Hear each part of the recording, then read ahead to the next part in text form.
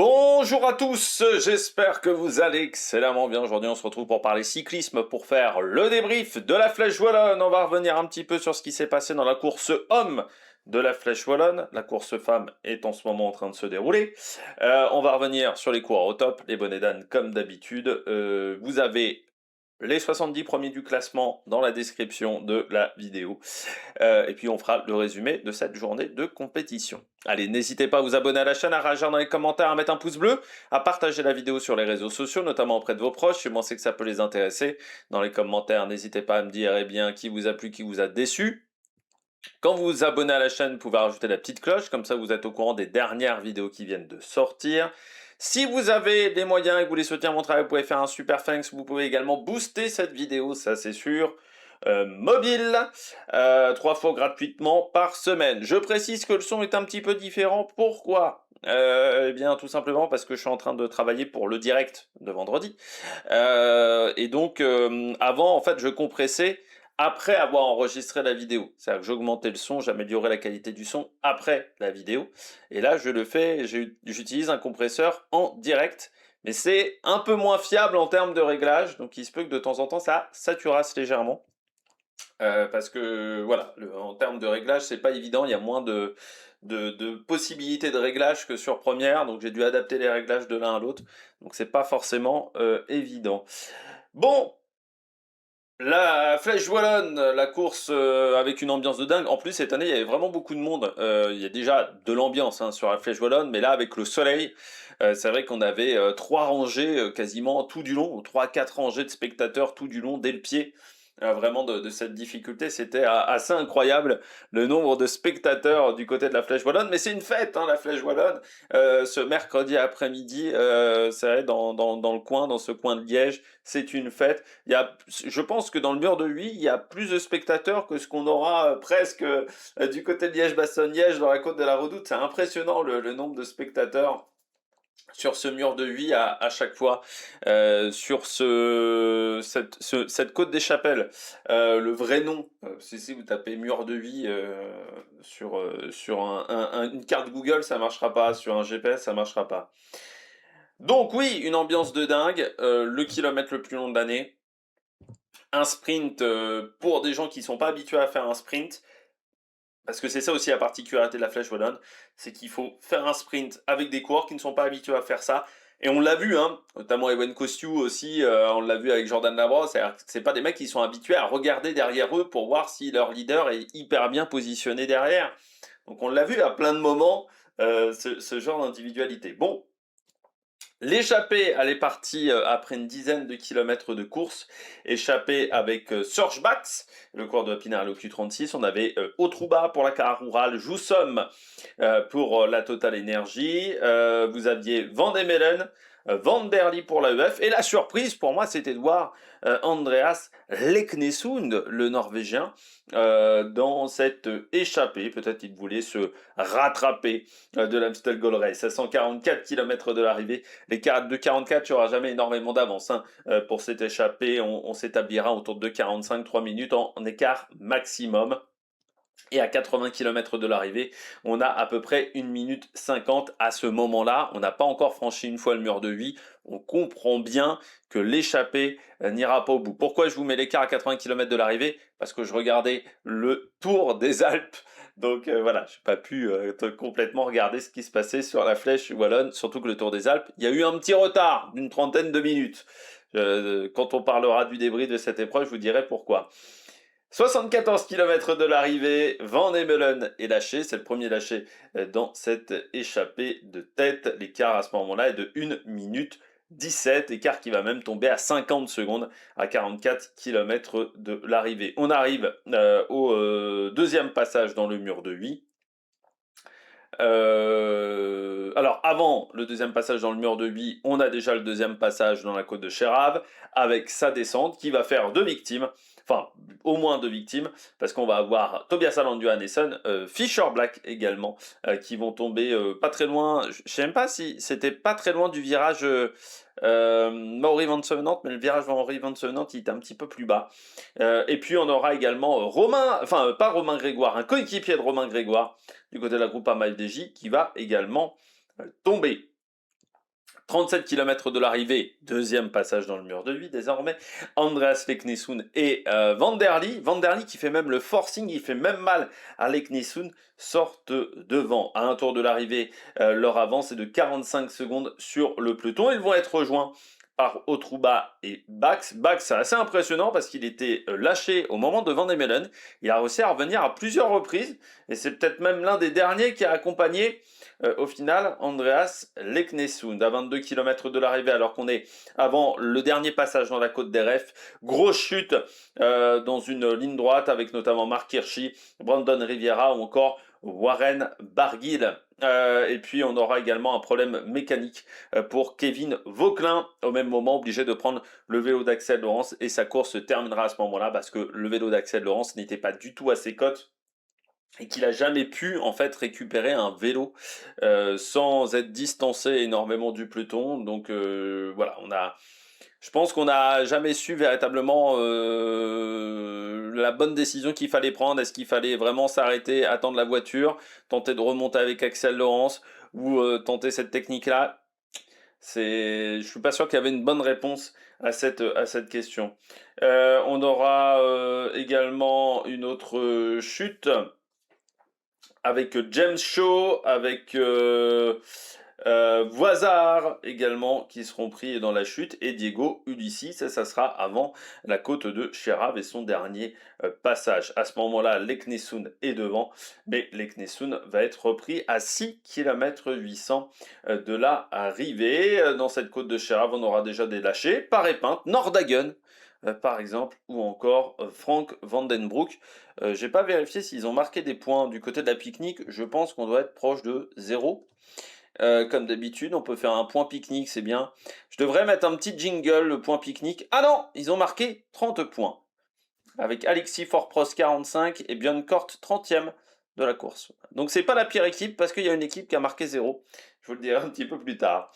Et puis donc on arrive dans cette dernière montée. Gros travail de Jordan Labrosse, gros travail des One Costume. À chaque fois, ils oublient d'attendre le peloton au bout d'un moment. Et puis à 400 mètres de l'arrivée, en gros, juste au moment de l'épingle qui est avant le virage Riquelion, vous savez, cette courbe la gauche, et bien c'est là où Paul Sexas va prendre la course en main. Et puis après, il part à 400 mètres de l'arrivée. Il part à 400 mètres de l'arrivée et après c'est fini, finito, plus personne n'arrive à suivre. Au départ, Cosnefroy s'accroche avec Ben Tulette. Ben Tulette va être le dernier à s'accrocher, mais au bout d'un moment, c'est fini pour Paul Sexas qui arrive à sortir et qui s'impose face à Mauro Schmidt, Ben Tulette. Cosnefroy qui échoue au sprint face à Ben Tulette et puis on retrouve ensuite Skelmos, Baudin, Dionis Aguirre, la Cofidis qui marque des gros points aujourd'hui et puis Lenny Martinez, Romain Grégoire, Andreas Krohn, Kevin Vauquelin. Seulement 13e, encore une fois, avec ce problème de vélo qu'il a fallu changer, ça a forcément été un grand désavantage pour lui. On regarde tout de suite les coureurs au top. Attaque de Marlou! Les coureurs au top aujourd'hui, Paul Sexas. Bah oui, j'avais tort. Moi qui pensais que ça convenait pas à son gabarit, moi qui pensais que sur ce type d'effort-là, ça fonctionnerait pas pour Paul Sexas. Ah ouais, il m'a épaté là encore aujourd'hui, hein. Il m'avait épaté. La première fois qu'il m'a épaté, Paul Sexas, vraiment chez les pros, c'était sur le Tour des Alpes. Quand il a le maillot de leader et qu'il gère très bien la situation. Et puis bon, depuis, il nous a quand même épaté à de nombreuses reprises, mais ça, c'était vraiment la première fois. Et là, je crois que c'est peut-être la fois depuis son début de carrière chez les pros où il m'a le plus épaté aujourd'hui. Il a gagné à la Pogačar. Enfin, je vais me répéter, mais ce que j'avais dit sur le Tour du Pays Basque après l'étape numéro 2. Mais là, il a gagné à la Pogačar parce qu'il n'y a que Pogačar qui avait démarré d'aussi loin sur la Flèche Wallonne l'an dernier dans des conditions difficiles, qui avait durci la course aussi, où il était parti de loin. Il a un peu gagné. Il a gagné à la manière dont Vollering voulait gagner l'an dernier, c'est-à-dire en maîtrisant une grande partie de la montée. Il faut saluer quand même le travail de son équipe pour l'avoir placé auparavant. Je pense notamment à Antoine Lotte, à Jordan Labrosse, notamment à Paul Lapera aussi, qui se sont vraiment sacrifiés pour Paul Sexas. Mais derrière, il a été impressionnant. Impressionnant. Aujourd'hui, Paul Sexas, il a mis une branlée à tout le monde. Là, je pense qu'il y en a beaucoup qui se sont quand même pris une claque. Parce que la veille, il avait dit en interview, alors c'est toujours en conférence de presse, des fois on essaye de s'enlever de la pression de cette manière-là, mais il disait: «Je ne me vois pas comme un favori». Donc on se disait: «Ouais, bah, c'est sûr que, peut-être que lui aussi, il sait que c'est ses limites». C'est quand même un exercice où je disais, il faut quand même de l'expérience. Plus d'un débutant s'est cassé les dents vraiment sur cette montée en partant beaucoup trop tôt et avec les dents qui à la fin finissent par rayer le goudron, tellement ils sont fatigués. Mais c'est vrai que je pense à Cadel Evans, qui est toujours l'exemple, je pense, numéro un, qui avait attaqué bah, à peu près à l'endroit où avait attaqué Paul Sexas, mais lui il n'avait pas du tout tenu. Et puis moi je trouvais que son gabarit en fait, qui est plutôt longiligne, ça ne marcherait pas.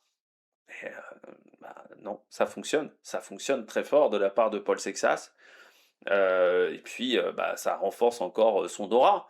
On verra. Normalement, je crois qu'on m'a dit donc, parce que Christian Prudhomme est passé dans une école et on m'a dit qu'il donnerait Paul Sexas l'information mardi. Mais c'est sûr que s'il annonce sa participation sur le Tour de France, il va y avoir tout de suite des envolées lyriques, ça c'est clair et net. Mais déjà, il va y avoir dimanche hein, le duel, le duel face à Pogacar et face aussi à Remco Evenepoel. Ça va être intéressant à suivre, mais impressionnant. Moi, je pensais que ça serait plutôt dimanche qu'on le verrait, Paul Sexas. Moi, je me disais aujourd'hui, la Flèche Wallonne, exercice particulier, c'est quand même un truc à part la Flèche Wallonne dans la saison. Et puis, bah non, il a été phénoménal. Phénoménal. The sky is the limit. Mais avec Paul Sexas, on se demande. On se demande, parce que vraiment, jusqu'à maintenant, on ne voit pas vraiment de points faibles. Alors peut-être un peu de fatigue à la fin du Tour du Pays Basque. Voilà. Sur les 2 derniers jours, où il y avait un peu de fatigue. Sur les courses comme ça difficiles, bon, on l'avait vu déjà autour du Rwanda, pardon, au championnat du monde de Rwanda, mais on sait que c'était efficace. On l'avait vu au championnat d'Europe. On sait que sur les longs kilométrages, ça tient la route. Bon, ben voilà, maintenant, la grande interrogation, c'est là où ça va pas fonctionner en fait pour Paul Sexas. Jusqu'à maintenant, on ne sait pas. On ne sait pas quelle est sa limite. Donc c'est ça qui est assez intéressant. Et oui, l'équipe à son service, ce qui montre aussi que il a une aura de leader. Aujourd'hui, Paul Sexas, je le dis toujours, mais c'est quand même un impact. Quand votre équipe se met complètement à votre service, quand des coureurs qui pourraient être leaders se mettent à votre service sans broncher, ça montre que vous avez quand même un statut dans une équipe et ouais, une aura quand même autour de vos équipiers parce que un mec comme la Pera, il va pas se sacrifier pour n'importe qui non plus. Même s'il est tombé sur l'Amstel, il se sacrifie pas pour n'importe qui. Jordan Labrosse non plus. Donc c'est pas n'importe qui. Voilà, ils ont décidé de se sacrifier pour Paul Sexas parce qu'ils ont vraiment confiance en ses capacités. Et c'est comme les mecs qui avaient confiance en Arnaud Démare à une époque et qui étaient capables de finir hors délai pour Arnaud Démare. J'ai l'impression que pour Paul Sexas, il y en a certains, ils seraient capables de faire beaucoup de choses pour Paul Sexas, pour leur leader. Donc ça montre aussi un peu l'importance que tu as dans une équipe et l'importance de ton statut de leader, parce qu'il y a peu de leaders qui arrivent à avoir ça, on le dit toujours, mais Almeida n'arrive pas à l'avoir chez UAE. Paul Sexas, il arrive à l'avoir. Donc non, non, vraiment, vraiment impressionnant le coureur français. Et pour l'instant, c'est quand même un peu une démonstration sur cette première partie d'année, hein, quand même, pour Paul Sexas. Alors certains vont dire, oui, mais il n'y avait pas la plus grande concurrence du monde, oui, mais c'est pas non plus le type de course, normalement, on avait prévu qu'il s'impose tout de suite. T'as quand même un Lenny Martinez face à lui. T'as quand même un Skelmose. T'as quand même un Mauro Schmidt qui est en forme. Bon, là, il a fait quand même une démonstration. T'as quand même un mec qui a fait deux fois deuxième, Vauclin, bon, qui a eu une course difficile, mais là, il a battu énormément de monde. Faut pas croire que c'était une course où il y avait 3 pécores quand même au départ. Il y avait quand même, oui, certes, il n'y avait pas Pogacar, il n'y avait pas Remco Evenepoel, mais derrière, il y avait du monde au balcon, et il a été extrêmement solide, Paul Sexas, donc bravo à lui. Et nouvelle victoire française sur la Flèche Wallonne, qui est quand même peut-être la course World Tour qui réussit le mieux aux coureurs français, et ça se confirme avec cette victoire de Paul Sexas. Ben Tulette, J'avais vraiment hésité à le mettre ce matin dans les favoris. Enfin, ce matin, hier, quand j'ai fait la vidéo, parce que j'ai fait hier la vidéo plutôt en soirée en plus. Mais j'avais vraiment hésité. Et puis, bah, au final, j'avais mis Van Eetvelt, sans trop y croire. Mais j'avais hésité à mettre Ben Tulette. Puis au final, bon, je l'avais pas mis.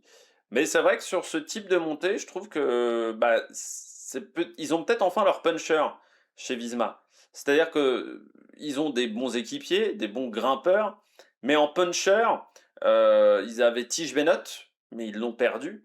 Ils n'avaient pas forcément énormément cette carte. Leur meilleur puncher, c'était presque Wout van Aert, au final. Mais Wout van Aert, sur la Flèche Wallonne, bon, ça marchait pas des masses. Et je trouve que Ben Tullet, c'est vraiment le coureur qui, maintenant, commence à avoir ce rôle. Il commence à être vraiment très efficace dans ce registre-là. Et certains avaient bien vu, il avait dû un peu se préserver pour la Flèche Wallonne, parce que une personne m'avait dit ça dans les commentaires en disant il a peut-être pas pris part à l'Amstel en se préservant. Alors moi je me disais il a pas pris part à l'Amstel peut-être parce que encore un peu pas remis de son tour du Pays Basque, bien non, du côté de Ben Tullet, mais déjà sur le tour du Pays Basque, moi je l'avais trouvé plutôt bon, enfin sur les 2-3 premiers jours il était vraiment pas mal, et c'est vraiment un coureur qui est efficace sur ce type de parcours, et je trouve que c'est un coureur qui progresse d'année en année. C'est-à-dire que c'est vraiment alors à part 2024 où il avait eu un trou, mais c'était sa dernière année chez c'était sa première année chez Visma. Je crois qu'il avait eu des petits soucis physiques où il avait couru que 27 jours de course. Je sais pas s'il avait pas eu je sais plus quel problème il avait eu. Je sais pas si c'était pas un problème de genou qu'il avait eu Ben Tulette aussi. Mais il avait eu une année compliquée, mais quand tu regardes, depuis sa première année en carrière chez Alpecin, à l'époque, parce que c'est quand même un Britannique qui a commencé chez Alpecin, bah, quand tu vois, il y a toujours eu une progression d'année en année qui est extrêmement linéaire chez ce coureur. Et ça reste un coureur jeune, hein, 24 ans.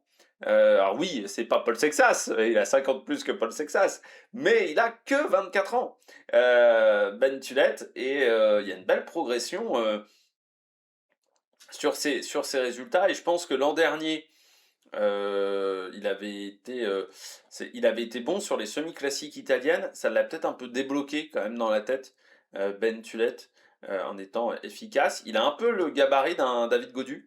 C'est-à-dire c'est une crevette, hein, Ben Tulette, mais avec pas mal de puissance. Là, il a été quand même extrêmement efficace dans la montée finale, et c'est le dernier à suivre, hein, Paul Sexas. Ce qui lui a peut-être même coûté de faire la deuxième place, parce qu'on sent que sur le plat, après, c'est compliqué parce que par rapport à un Mauro Schmidt qui revient un petit peu de l'arrière, qui était peut-être un peu trop à l'extérieur dans le virage Ricciardo en passant Mauro Schmidt, mais Ben Tullet, ouais, extrêmement solide aujourd'hui, et je pense qu'il peut être content de sa performance. La Visma aussi, parce que bah, à part Ben Tullet, on n'avait pas beaucoup d'ambition sur cette course, et on n'avait pas beaucoup d'ambition sur ces Ardennaises après l'abandon de Jorgensen. Donc là, c'est sûr que ça remet du baume au cœur à l'équipe, vraiment. Après, voilà, une période, une séquence qui n'a pas été parfaite, voilà, pour cette formation. Donc là, c'est plutôt pas mal pour cette structure. On poursuit avec un autre coureur, c'est Mauro Schmidt. Oui, bah, c'est une belle journée pour Mauro Schmidt, c'est une belle semaine quand même pour Ajaïko Alula, hein, entre la Brabançonne, où ils ont plutôt. Ils marquent des gros points en ce moment, hein, la Ajaïko Alula. Alors ça se passe pas hyper bien sur le Tour des Alpes, avec Ben O'Connor, mais pour le reste ça fonctionne bien. Et puis Mauro Schmidt qui confirme quand même sur ses grosses courses bah, que c'est un super puncher.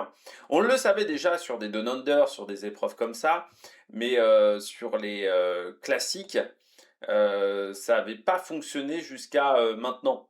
C'est-à-dire que quand on regardait les monuments, par exemple, son meilleur résultat, c'est une 22e place sur les monuments. Et la Flèche Wallonne l'an dernier, est-ce qu'il avait fait la Flèche Wallonne? Oui, il avait fini 10e.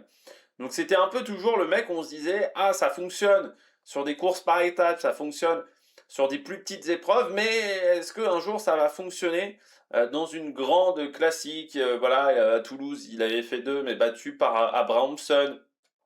Il y avait plein d'épreuves où on se disait, tiens, est-ce qu'un jour ça va enfin fonctionner pour lui sur une grande épreuve du calendrier? Eh bien, je crois qu'il l'a maintenant sa course référence, on va dire, sur ce type d'épreuve, avec cette deuxième place, voilà, sur cette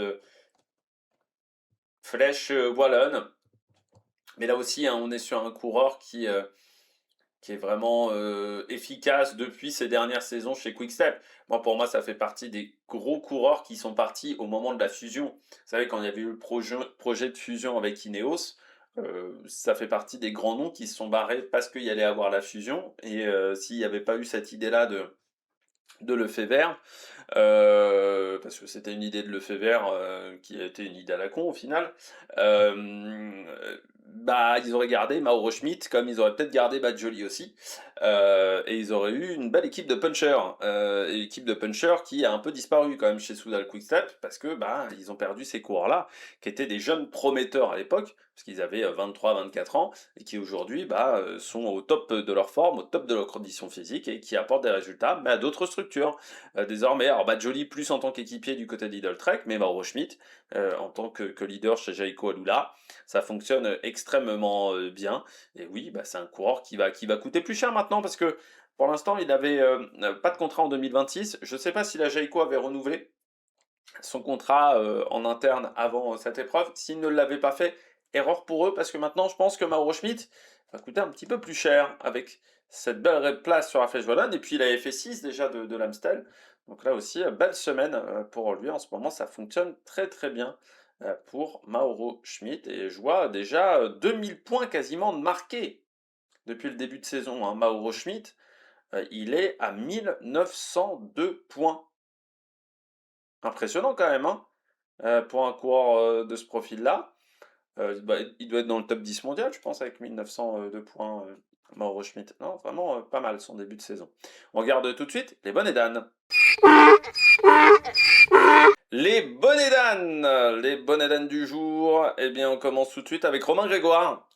Ouais, pour moi, c'est une déception, Romain Grégoire. Parce que j'en faisais un des favoris. Je le mettais au-dessus d'un Paul Sexas, quand même, pour moi. Et là, il fait que 10e sans avoir été vraiment aux avant-postes. C'est même pas, j'ai fait mon effort trop tôt, j'ai essayé de suivre Paul Sexas, j'ai explosé. Euh, au Cricket Lyon, il est déjà 5 ou 6. Je pense autant Martinez a un peu explosé peut-être sur la fin, autant Romain Grégoire, j'ai l'impression qu'il n'était pas dans le coup. Ça, c'est un petit peu dommageable de la part du Français, déjà parce que son équipe a énormément travaillé. Alors parfois, c'était quand même un peu brouillon de la part de son équipe. Je pense notamment dans la descente de la côte d'Eref, où ils font un énorme tempo sur un endroit où il y a rarement des cassures sur le parcours de la Flèche Wallonne. Je pense également à Ewen Kosciu. Ewen Kosciu, c'est un coureur qui est généreux dans l'effort. Mais très souvent, quand même, la gestion de l'effort, elle n'est pas parfaite. Alors, c'était déjà le cas chez Arkea, parce qu'on pouvait parfois s'en plaindre, et Vauquelin aurait pu s'en plaindre. Je me souviens notamment d'une étape où il avait tout fait pour prendre l'échappée, et après, il avait complètement explosé en n'étant pas dans l'échappée. Mais là, du côté des Kosciu, ouais, il fait un énorme tempo, sauf qu'il a personne dans la roue. Donc il se retrouve tout seul. Alors c'est vrai qu'Ewan Kosciu, c'est un coureur en forme en ce moment. Ça c'est clair et net qu'il a les jambes, ce qui est assez rare pour quand même le dire à la Groupama FDJ, parce qu'il y a quand même beaucoup de mecs qui sont pas à leur niveau. Mais lui, il est en forme. Mais par contre, ouais, faut un peu être meilleur tactiquement en termes de gestion, parce que là, c'est un presque ridicule. Voilà, ça faisait presque ridicule à ce moment-là. Alors, il y a eu également le cas Jordan Labrosse avec Paul Sexas, mais Jordan Labrosse en a aperçu un petit peu avant quand même. Là, Ewen Kosciu, pendant ouais, bien 15 secondes, il est à fond comme ça, tout plié sur le vélo, et puis, oh bah merde, dis donc, il y a personne qui a suivi. Oh bah c'est con. Donc un peu dommageable. Je pense que Romain Grégoire, déjà, il y a eu un problème pour lui, c'est que je disais, il faut pas être trop tôt devant dans le mur de Huy. Il entame le mur de Huy, il est deuxième. À 1 km 4, le vrai pied du mur de Huy, pas sous la flamme rouge, il est deuxième. Il est derrière un coureur, je sais plus si c'était pas un Jayco Alula qui était devant lui, il est deuxième. Donc un peu tôt devant. Et je pense que ça a été le problème de Romain Grégoire, c'est qu'à plusieurs reprises dans cette journée, bah, on l'a placé tout devant le peloton, mais quand tu es tout devant le peloton, par rapport à un mec qui est 20e ou 25e, un Cosnefroy par exemple qui était beaucoup plus caché ou d'autres, alors oui, certes, t'es pas obligé de frotter autant, t'es pas obligé de remonter le peloton autant, tu diminues forcément le risque de chute quand tu es en troisième position, mais par contre, bah, tu manges du vent. Tu manges plus de vent que le mec qui est 25e ou 50e dans le peloton.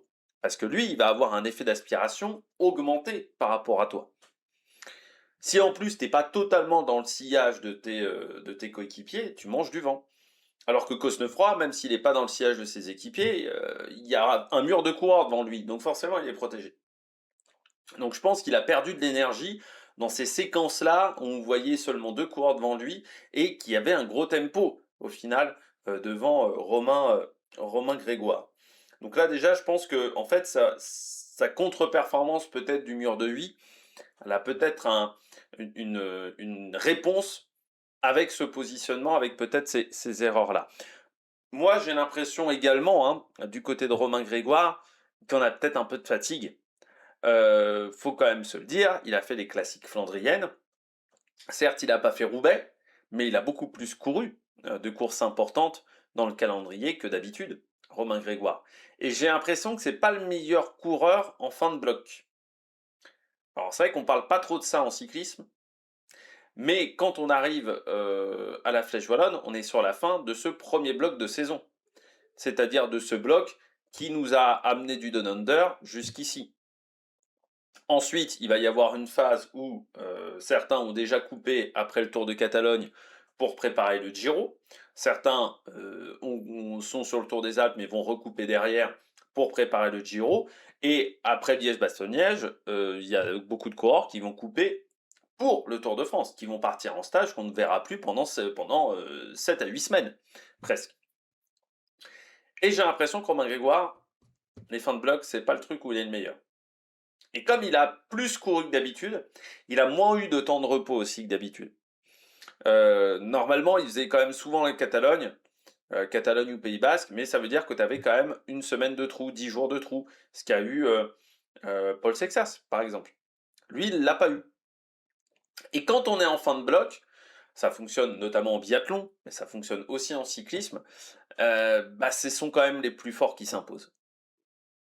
Et bah aujourd'hui, c'était pas le plus fort. Voilà, tout simplement Romain Grégoire. C'est vrai qu'en biathlon, on dit toujours la troisième semaine, c'est toujours des blocs de 3 semaines en biathlon.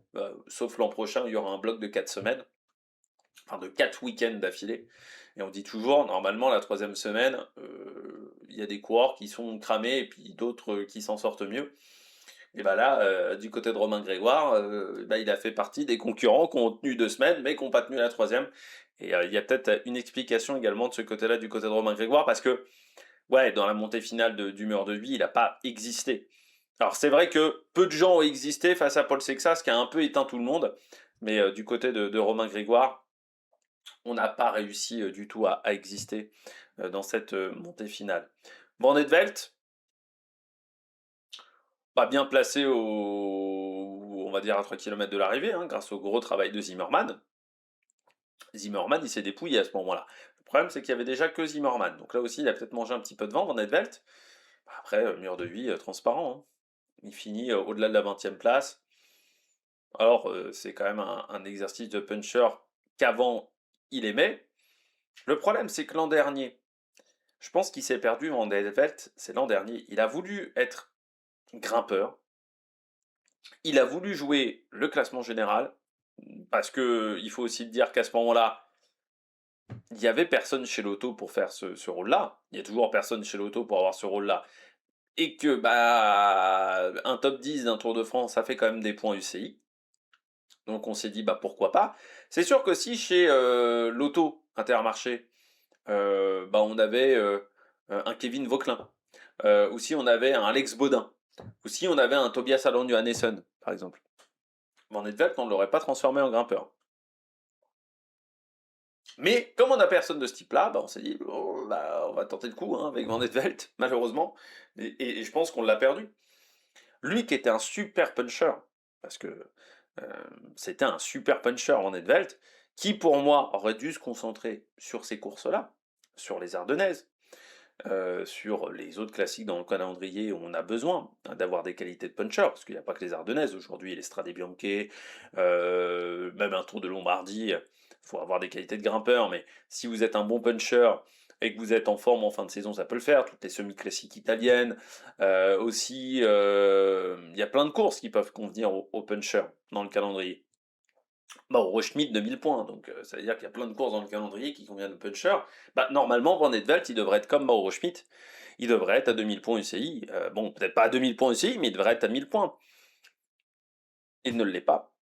Il ne l'est pas parce que on a voulu faire de lui un grimpeur. Je pense qu'il a perdu ses qualités de puncher, un peu.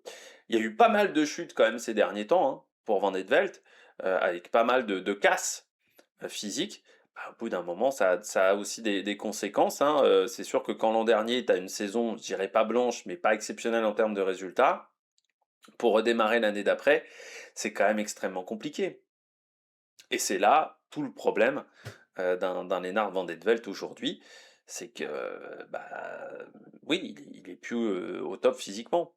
Je pense que voilà, il a perdu physiquement, et c'est là où ça se complique pour lui. Donc on verra dans les semaines à venir comment ça se passera. Je sais pas quel est son programme même à Van Edvelt. Après, bah, il va faire Liège, ça c'est sûr, mais après Liège, il fera le Giro et le Tour, il fera les deux. En même temps, il avait peu couru aussi parce qu'il avait abandonné sur Tirreno après sa chute sur l'Estradé. Donc c'est vrai qu'il n'a pas eu non plus le programme idéal. Parce que quand on regarde bien, il a eu 16 jours de course, donc 303 points de marqués, dont 175 grâce à sa 6e place sur l'UAE Tour. Mais il faut quand même rappeler qu'il a eu une chute sur l'Estradé, qu'il a quand même voulu essayer de faire Tirreno avec son équipe, sauf que ça n'a pas du tout marché, et après le contre-la-montre, il a abandonné. Et que derrière, bah, il est revenu qu'au Grand Prix Miguel-Indurain, et qu'il n'a pas fait le Tour du Pays Basque, ce qui est quand même rare de faire que le Grand Prix Miguel-Indurain et pas le Tour du Pays Basque. Alors il avait pris la 7e place sur le Grand Prix Miguel-Indurain, ce qui était déjà quand même un petit signe de 7e du Grand Prix Miguel-Indurain, ça veut dire que derrière, c'est un peu compliqué pour être performant sur la flèche wallonne, mais ça veut dire qu'il manque de jours de course, tout simplement. Donc là, il va faire Liège, et il fera Eschborn-Francfort, ça sera le 1er mai, Eschborn-Francfort, donc ça sera cette année un vendredi. Voilà, pour cette épreuve. Voilà, ça sera à 8 jours du Tour d'Italie. Comme ça, vous serez au courant. Et donc, c'est dans 10 jours, tout simplement, parce qu'on est le 22 avril. Donc, ça sera le 1er mai, ça sera dans 10 jours, voilà, pour notre ami Lennert van Edvelt, le coureur belge de la Lotto Intermarché. On poursuit avec les Tudors. Je vous avais dit qu'il y avait une équipe qui avait fait pire que la pique-nique. Bah, c'est la Tudor. 0 plus 0 égale le score de la Tudor. Voilà, c'est quand même triste. 0 point UCI marqué, le meilleur coureur, c'est Fabian Weiss, 85e. Donc ça veut dire que je ne savais pas quand Fabian Weiss a lâché, je me disais, il y a peut-être encore un coureur. Il n'y avait plus personne. Une hécatombe. Bah déjà, bon, nouvelle chute de Marc Hirschi. Deux courses d'affilée où il tombe. Alors c'est dommage parce que sur l'Amstel il était plutôt bien positionné. Bon là quand il tombe il n'est pas aux avant-postes. Mais ça montre c'est quand même un coureur, j'ai l'impression qu'il tombe beaucoup ces derniers temps aussi, Marc Hirschi. Parce que l'Amstel, ouais, il avait abandonné la Faune Ardèche classique. Le Trofeo Calvia aussi qu'il avait abandonné en tout début de saison. Mais je crois que l'an dernier déjà il était tombé à plusieurs reprises. Aussi Marc Hirschi, si je regarde un petit peu son historique de blessures, alors c'est pas hyper performant encore, mais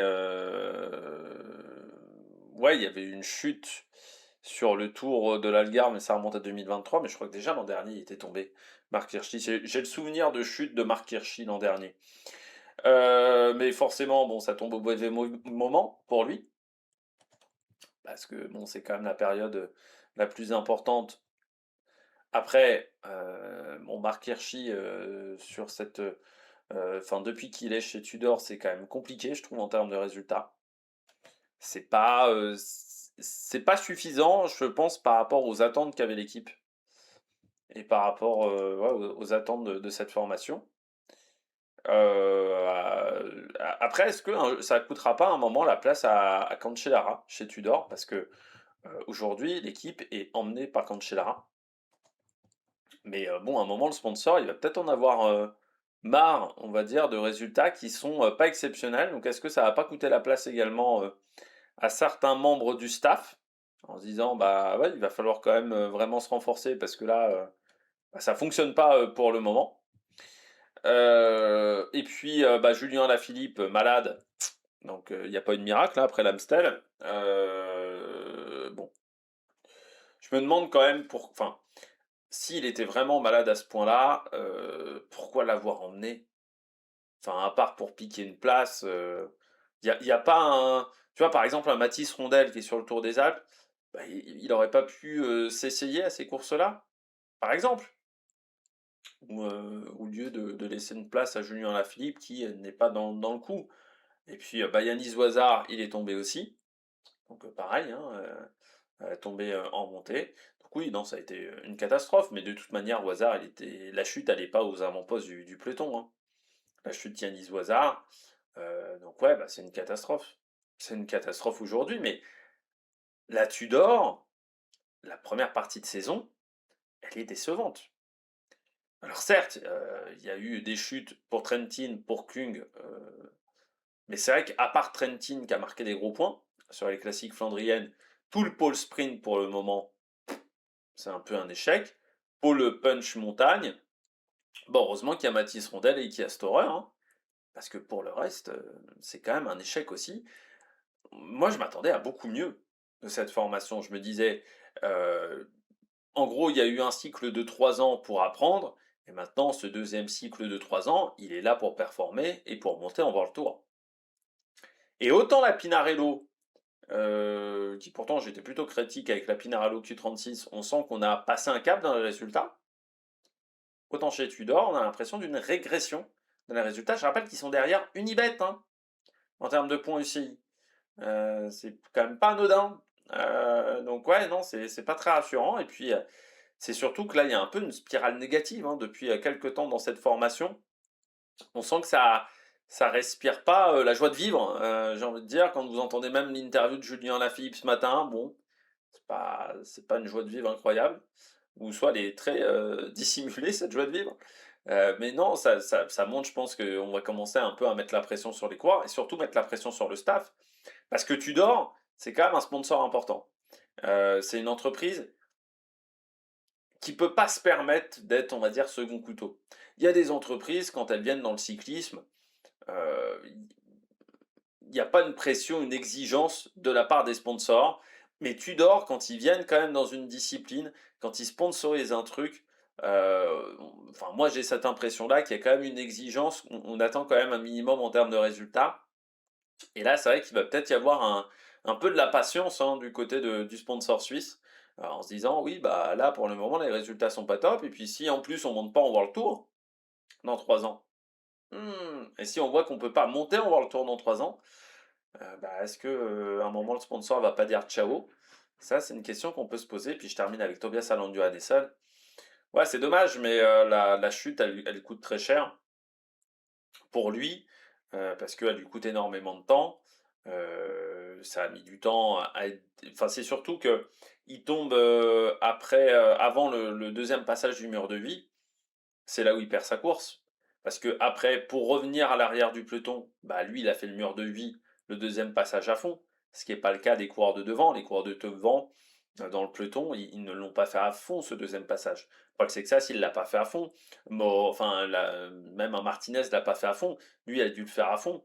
Donc forcément, après, derrière, physiquement, bah, tu souffres. Tu souffres. C'est difficile de repartir. Et puis après, c'est la craquante. Mais là encore, Tobias Allan Johannesson, trajectoire en descente, on en avait parlé sur le Tour du Pays Basque, où quand il était parti en échappée, j'avais dit, ouais, là où il a perdu l'étape, c'est certainement dans sa manière de prendre les virages, parce qu'il aurait peut-être pu aller chercher la gagne. Et j'avais dit, là où il a perdu la course, en gros, on sait où c'est, hein, c'est les descentes, parce il s'était pas mal raté hein, en termes de trajectoire. Je crois que c'était l'étape de Galdacao, qui a remporté par Aramburu, où je crois me rappeler, ça doit être une autre. Je sais plus c'était laquelle où il est comme ça dans la descente, il perd tout dans la descente. Parce que là, je sais plus si c'est celle-là. J'avais dit, en gros, on sait où il a perdu le temps, c'est dans la descente, où voilà, il a fait trop d'erreurs de trajectoire pour pouvoir s'imposer. Donc ça m'avait déjà marqué sur le Tour du Pays Basque. Là, bah, c'est dommage, quoi, parce que sur cette Flèche Wallonne, ça correspond complètement à ses qualités. C'est un coureur qui est en forme, qui fait un bon début de saison, hein. Il a déjà 1000 points de marqués, plus de 1000 points de marqués, donc c'est déjà excellent de la part de Tobias Alland Johannesson. Mais les descentes, il va falloir bosser, parce que les descentes de la Flèche Wallonne, elles sont rapides, mais c'est quand même pas les descentes les plus extrêmes de l'année. Donc voilà, rater un virage sur une descente comme celle-là, quand en plus t'es pas en manque de lucidité, contrairement à Mauri Van Sevenant qui était après 180 km d'échappée ou 190 km d'échappée, donc ça commençait à être compliqué pour lui en termes de lucidité. Mais là, oui, dommage pour Tobias Allan Johannesson, parce que forcément, le deuxième passage dans le mur de lui, il l'a fait à fond, donc il était cuit.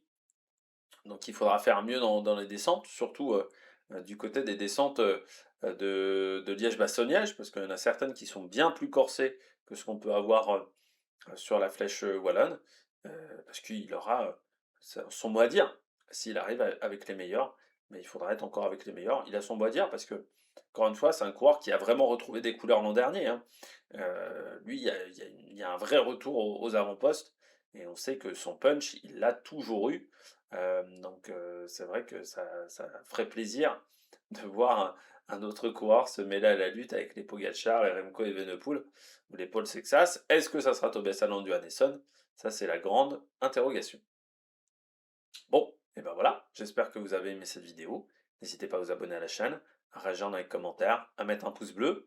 Nous, on se retrouve tout à l'heure pour faire le débrief, je pense en version un peu plus rapide de l'étape du Tour des Alpes. Il n'y aura pas de top et flop, on fera en version un peu plus rapide pour que la vidéo sorte ce soir. Et puis d'ici là, n'hésitez pas à vous abonner à la chaîne. La Flèche Wallonne féminine, ça sera, j'espère, demain, si j'arrive à tout caler. Mais normalement, ça devrait le faire. Et puis il y aura peut-être demain également, enfin, la Brabançonne. On croise les doigts. Allez, ciao ciao sur l'Amérique Production.